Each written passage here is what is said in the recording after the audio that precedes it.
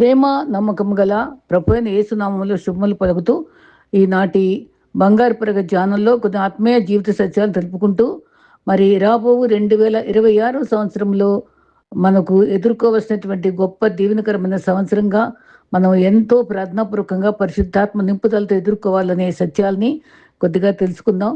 మన మార్గాలను యెహోవాకు అప్పగించాలి, నమ్ముకోవాలి, ఆయన కార్యం నెరవేరుస్తారని కీర్తనల 37:5ని మనం ధ్యానించుకుంటూ చాలా అవసరం. ఆయన ఆశ్రయించే వారు సంతోషిస్తారు.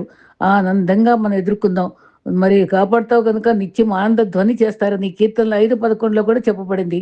మన కోరికలు కొన్నాళ్లే బ్రతికిస్తాయి కానీ ఆశ చచ్చేదాకా బతికిస్తుంది కనుక మనకి మంచి ఆశయం బతకాలి, సంతోషపడాలి, దేవుని ధ్యానించాలని ఉంటే అది చావే లేకుండా మన జీవింపచేస్తుంది. గొలియాతు వంటి పెద్దగా ఉన్న సమస్యలు చూస్తున్నావా? యుద్ధం యెహోవాదే. దావీదు వలె యెహోవా యందు విశ్వాసముతో సమస్యను చిన్నదిగా మనం చుట్టూ నేర్చుకోవాలి. అయితే చీకటి వెలుగుతో వాదించదు లేదా దాన్ని అధ్యయనం చేయదు. అది కేవలం ప్రకాశిస్తుంది. తన స్వభావం ప్రకారము అది మనకు వెలిగిస్తుంది, మేల్కొలుపుతుంది. మరియు వెలుగు యొక్క ఉనికిని తట్టుకోలేని వారిని తరిమివేస్తుంది.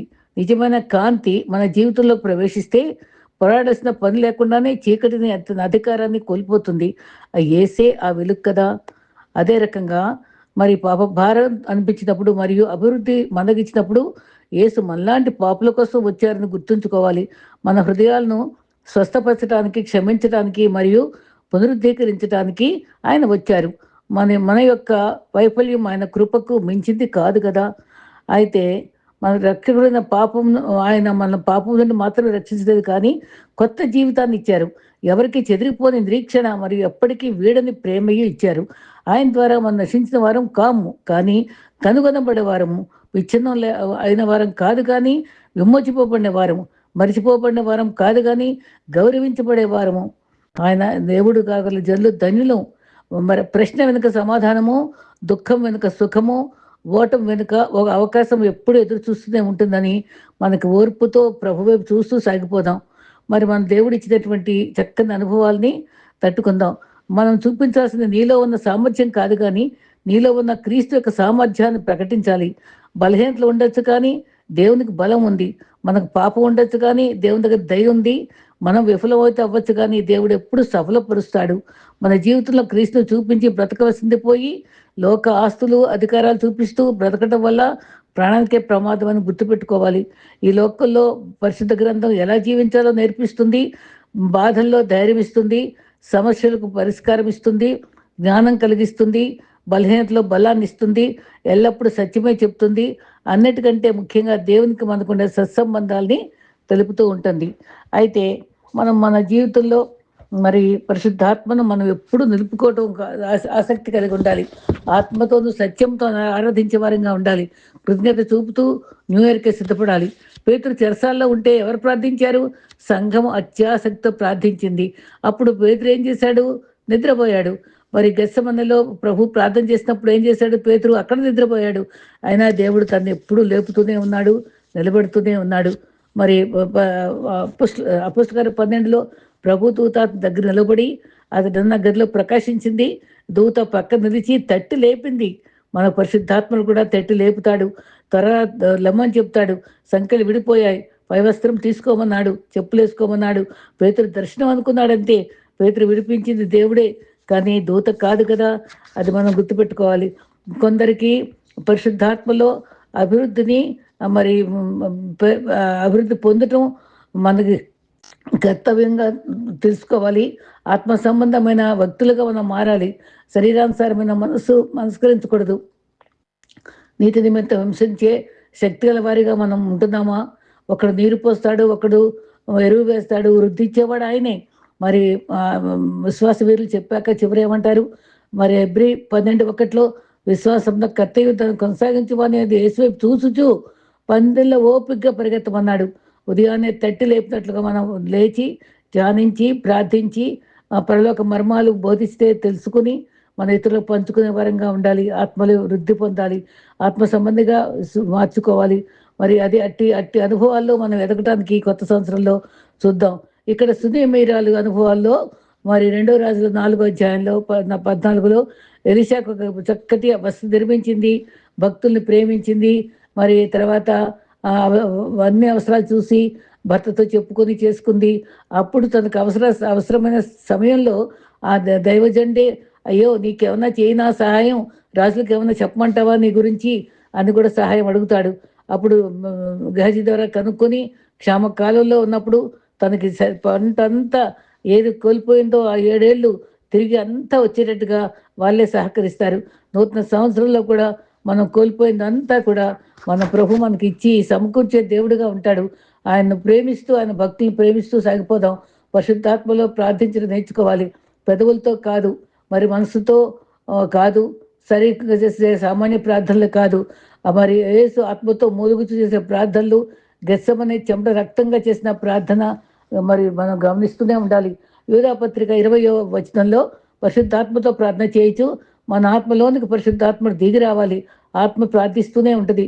ఆత్మ పరమాత్మను చిత్తపరిచేది పరిశుద్ధాత్మరే. ఆ ఆత్మ మనకి విభిన్నంగా ఉంటుంది ఆ ప్రార్థన. 1 కొరింథీ 14:13లో పౌలు అన్య భాషలతో ప్రార్థిస్తే ఆత్మ ప్రార్థన చేస్తుంది అని కూడా చెప్తాడు. ఆత్మతో ప్రార్థన చేతును, మనసుతో కూడా ప్రార్థన చేతును అన్నాడు. కొన్నిసార్లు శరీరం సహకరించినప్పుడు మోకాళ్ళపై ప్రార్థించడం కూడా అవసరమే. మన ప్రార్థనల వల్ల మరి అన్ని అవసరాలు తీర్చబడతాయి. సాధారణ ప్రార్థన వల్ల కూడా. పరిశుద్ధాత్మ చేసే ప్రార్థనలేమో పరలోకపు తండ్రిని మనతో ఐక్యపరిచి ఇంకా లోతైన అనుభవంలోకి నడిపిస్తాయి.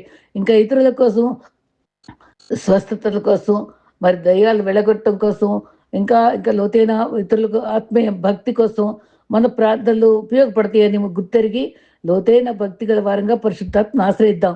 హెబ్రీ మరి 3:7లో 5:7లో హరి అయినప్పుడు క్రీస్తు మహా రోదనతో కన్నీళ్లతో తన మరణంలోకి రక్షింపబడడానికి ప్రార్థనలు, విజ్ఞాపనలు, యాచనలు చేశాడు కదా. మరి ఆయన తండ్రి కుమారుడై ఉండి అంతగా రోధిస్తే మనం ఎంతగా ప్రార్థించవలసిన భారం ఉందో మనకి. ఎఫెసీ 4:30లో దేవుని పరిశుద్ధాత్మను దుఃఖపరచకూడదన్నాడు. ఎలా దుఃఖపరుస్తాం? మన బలహీనతల వల్లే ఆయన దుఃఖపరుస్తాం. అది గుర్తుపెట్టుకుందాం. విమోచన దినం వరకు మీరు ముద్రింపబడి ఉన్నారు కనుక మనం జాగ్రత్తగా బ్రతకాలి. క్రీస్తుని రమ్మని పిలవాలి. విమోచన వరకు క్రీస్తుతో మనం అంతా ఉండాలి. ఆయన స్వభావం సున్నితమైంది, పౌరు స్వభావమే. మనం అయిష్టమైన పనులు చేస్తే మనం ఆయన పరిశుద్ధాత్మ దుఃఖపడతాడు. మళ్ళీ మన దగ్గర రాదు. పరిశుద్ధాత్మ కనబడదు. అది మనం ఆత్మీయంగా మనం జీవించాలి. ఆత్మను ఆర్పకూడదు, దుఃఖపరచకూడదు. కొన్నిసార్లు ఎలా దుఃఖపరుస్తామో అర్థం కాదు. కానీ కొన్ని లోతైన ప్రార్థన అనుభవంలో మనం గ్రహించగలం. నడిపింపును వ్యతిరేకించడమే, మరి అర్థం చేసుకోకపోవడమే, తిరుగుబాటు చేస్తేనే దుఃఖపరచడం. ఆయనకి వ్యతిరేకించే అనుభవాలు ఉంటాయి మనకి. మరి యెషయా 63:10లో ఆయన వారి తిరుగుబాటు చేసి ఆయన పరిశుద్ధాత్మ దుఃఖింప చేయగా ఆయన వారికి విరోధి ఆయన, తానే వారికి యుద్ధము చేసిన అని చక్కగా ఉంది. మరి ఓల్డ్ టెస్టిమెంట్లో ఆ సభ్యుల గురించి చెప్తే, మరి న్యూ టెస్టిమెంట్లో స్టెఫను చెప్పాడు ఇదే మాట. మరి 7:51లో ముష్కరులారా, హృదయంలోని చెరుపు దేవుని వాక్యములకు లోపరుచుకొనక ఉండే వారిలారా, మూర్ఖులారా, అంటే దేవుని వాక్యానికి లోపరుచుకోని వాళ్ళందరూ పరిశుద్ధాత్మ దుఃఖపరిచే వాళ్ళని గుర్తుంచుకోవాలి. మొదటిగా 1 రాజులు 22:22లో ప్రవక్త ఆ విషయం చూసి అబద్ధ ఆత్మ కూడా అవుని కలిగిస్తుంది.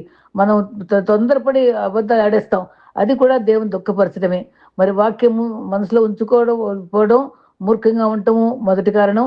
రెండవది అబద్ధాలు ఆడే మనస్సు. దానివల్ల మన పరిశుద్ధాత్మని దుఃఖపరుస్తాం. కొత్త సంవత్సరంలో ఈ 2 బలహీనతలు లేకుండా గమనిద్దాం. ఇంకా కూడా ముందుకు గమనిస్తే పరిశుద్ధాత్మతో పశ్చాత్తాపంతో ప్రార్థన చేసుకుని సరి చేసుకోవాలి. మన వైఖరిని పూర్తిగా మార్చుకునే వారంగా ఉండాలి. ఈ రకంగా సంసోను జీవితంలో కూడా సరదాగా జవాబిచ్చాడు. నవ్విస్తూ కూడా అబద్ధాలు చెప్తూ ఉన్నాడు. ఎంత ఆత్మతో నింపబడిన పరిశుద్ధాత్మతో సంకల్పంతో పుట్టబడి కూడా తను చాలా భ్రష్టుడు అయిపోయి ఎప్పుడో చివరికి పశ్చాత్తాపడ్డాడు. తల్లి గర్భంలోనే పరిశుద్ధాత్మ సహాయంతో జన్మించాడు. అబద్ధాలతో జీవించాడు. తాళ్ళతో కట్టబడి బంధిస్తే బలహీన అవుతా అంటాడు. అది నిజం కాదు. తను చివరికి అది లాలన చేస్తే ఆ జుట్టులో ఉందని అప్పుడు చెప్పుద్ది. అప్పుడు వరకు అబద్ధాలు చెప్తూనే ఉన్నాడు. సరదాగా చెప్పేస్తాడు. అదేమో పాపస్థితి తీసుకొచ్చింది. మన చిన్న అబద్ధమే మనకి ఎన్నో పాపాలకు దారితీస్తుంది. 1 సమూయేలు 15:29లో అబద్ధము మాట్లాడటకు ఆయన నరుడు కాడు, క్రీస్తు పవిత్రుడు. మన ఆత్మను మనలో నుండి తరిమి కొట్టాలి. అటువంటి అబద్ధపు ఆత్మ మనలో ఉండకూడదు. ఒకసారి గారటివాడు పిలుపు పరిచర్య ఎంత చూసి ఆ గారటితనం అంతా పోయిందని, డబ్బిస్తాను నీకు అనేది ఎవరి చేతి మీద పెడతానో నాకు పరిశుద్ధాత్మ కావాలని అడుగుతాడు. ఇది డబ్బులతో వచ్చేది కాదు. అపొస్తలుల 8:19లో గారడి సీమోను ఎవరిపై అదే ప్రార్థించమన్నాడు. ఆ పాలు పంపులు లేవు. మన యొక్క పరిశుద్ధాత్మ యొక్క శక్తిని స్వకార్యాలకు, స్వకీర్తికి మనం వాడుకోకూడదు. మనం గతపరుచుకోబట్టం, మరి అందరి ముందు పొగడ్త కోరుకోవడం, ఇదంతా కూడా పరిశుద్ధాత్మకు విరోధమని గుర్తించాలి. ఇవన్నీ లోపాలన్నీ సరిచేసుకుని పరిశుద్ధాత్మ నింపబడి కొత్త సంవత్సరం ఎదుర్కొందాం.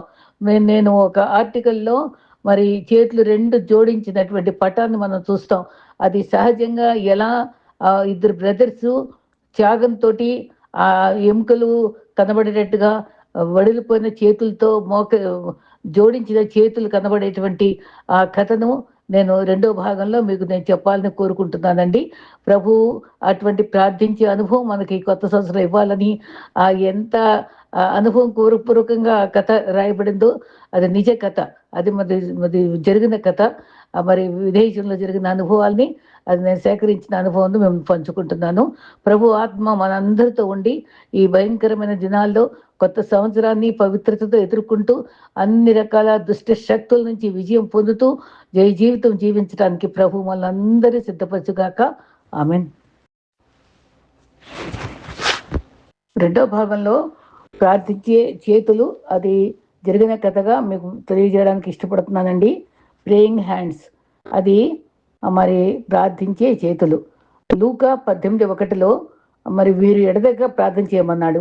మరి ప్రార్థన విశ్వాసికి ఊపిరి వంటిది. ప్రార్థన లేని వ్యక్తి ఎప్పటికీ విశ్వాసి కాలేడు. మన ఒక భక్తుడు రాసిన పాట మరి ఎంతగానో, ఓ ప్రార్థన సుప్రార్థన, నీ ప్రభావమును మరుతున్నా, నీ శక్తిని మరుతున్నా, నా శైలమైన ప్రార్థన, నా శోకముల తీర్చడి విశేషమైన ప్రార్థన, శరీరం వదిలి ఎల్లవేళలో కనకరములు చాచిన చేతులు జోడించి నిన్ను స్తుతించి కనపరుస్తాను అని రాశాడు. ఎంతో మంది భక్తులు జోడించిన చేతులు మనం చూస్తాం. మరి మతం అనేది అనే గృహాల్లో చర్చ వేదికపై ప్రార్థించే చేతులు చూస్తాం. మద్రాసు దినకర్ గారి ప్రార్థనా గోపురం వద్ద పెద్ద ఆకృతిలో ఈ చేతులు ఉంటాయి. దీని చరిత్ర చాలా గొప్ప గాథ, అనేకులను ఎంతరర్థం తెలియదు. వివరాలు ఆశ్చర్యం కలిగించి హృదయం స్పందింపజేస్తాను నా విశ్వాసం. 15వ శతాబ్దంలో ఓ చిన్న కుగ్రామంలో ఒక పేద కుటుంబం నివసించేది. జరిగిన కథ. ఆ ఊరు న్యూరెంబర్గ్ సమీపంలో ఉంది. ఆ గృహంలో 18 మంది సభ్యులు ఉండేవాళ్ళట. వారి సమీప గ్రామంలోని పనులు చేసుకుంటూ వారందరికీ వాళ్ళ మీద తినటానికి ఆహారం సమకూర్చాలంటే చాలా కష్టపడి ఇద్దరు సహోదరులు చాలా చురుకైన వారు తెలివిగా ఆలోచించేవారట. వారు కష్టపడి మరి భోజనం సంపాదిస్తే వీళ్ళందరూ తినేవాళ్ళు అనమాట.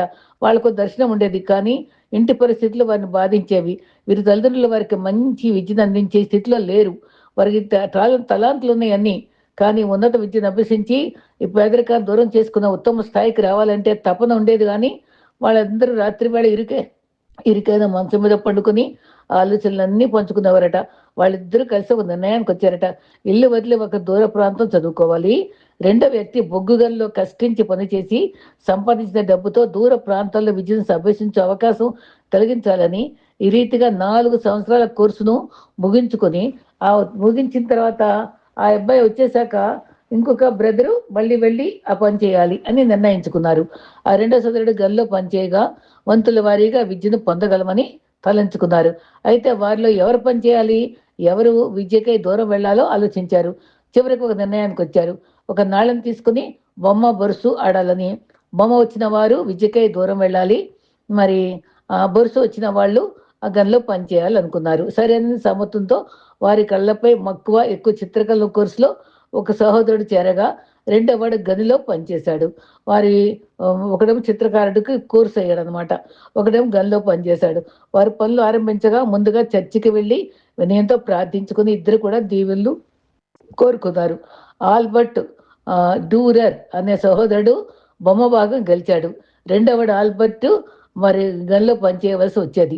మరి న్యూరెంబర్గ్ విద్యాభ్యాసంలో చురుగ్గా రాణించాడు.